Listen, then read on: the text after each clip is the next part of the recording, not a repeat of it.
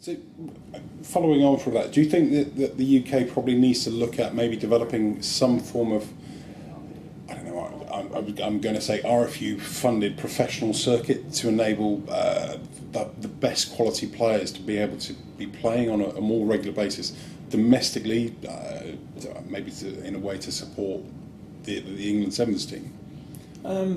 Yeah, I think that it's hard. It's difficult from a financial perspective to fund a fully professional league of sevens, and then there's, I think, from a calendar perspective, where do you fit it in and everything else like that. I mean, in an ideal world, if money wasn't an object, then brilliant. Yeah, of course, I'd love to see that happen. It would be a great thing in this country, and I think it would actually do both games, sevens and 15s, the world of good.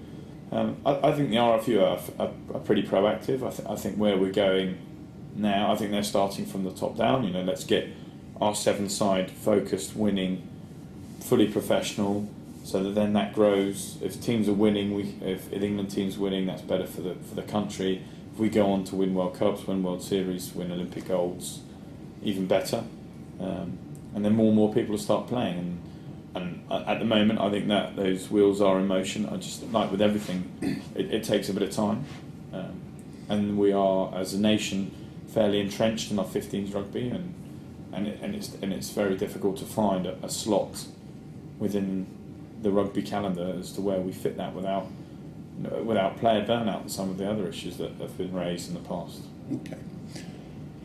Focusing on, I wanted to sort of talk about where you think more recently sevens has changed. I mean, in my generation, I was very much part of sevens became a part of my life because of the 1993 World Cup win that Lawrence Dallaglio and others took part in, and certainly my early playing career was very heavily focused on sevens, particularly around 1995, 1996.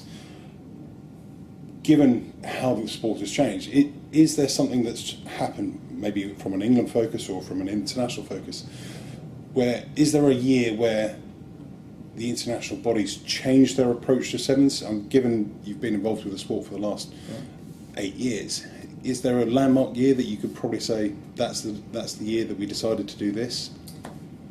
Well, yes and no. I think when I came in to the environment in 2004, it was a professional setup then. Mike Friday ran a really good outfit, and it was a huge accolade, and he had to work seriously hard. I remember my first tour when I went away, we had Pat Sanderson, Matthew Tate, Pete Richards, Simon Amor, Ben Gollings, Henry Paul.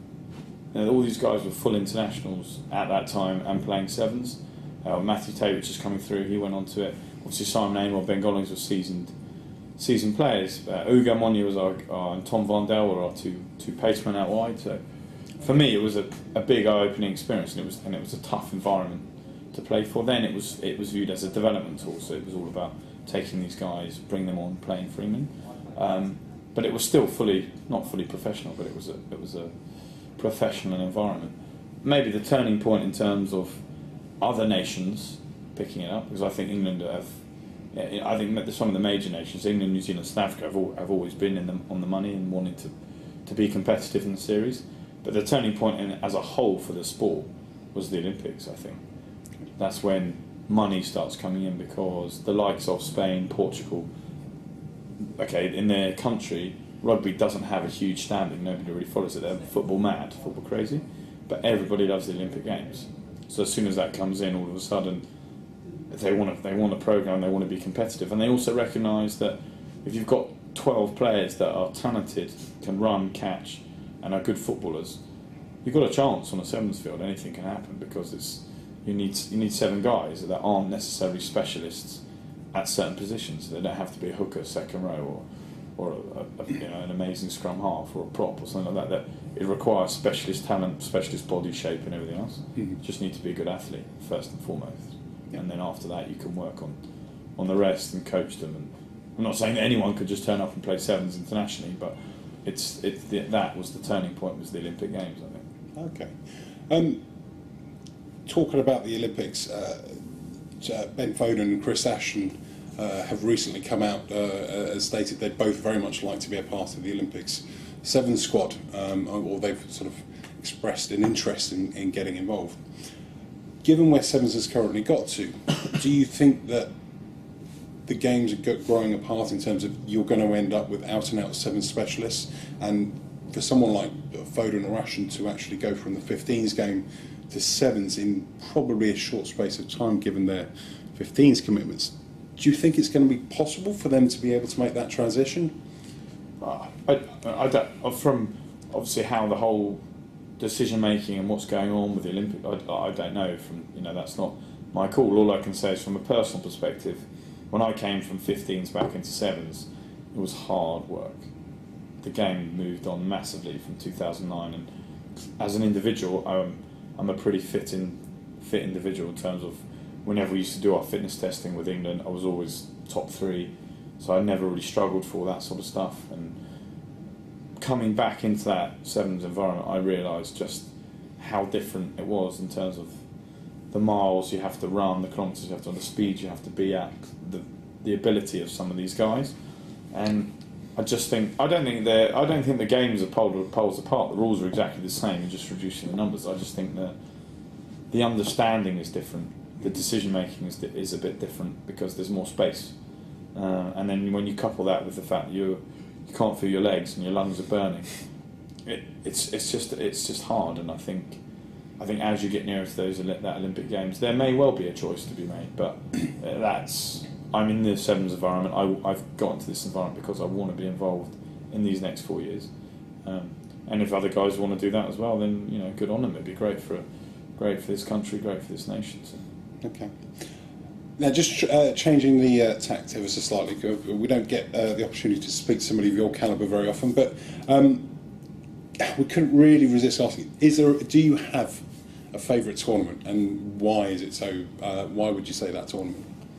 The one that lives in my memory forever as my greatest sporting moment was Wellington in New Zealand, because I was captain, and it was the first time that England had ever gone to New Zealand and won in New Zealand for one, and to beat New Zealand in the final on their home patch.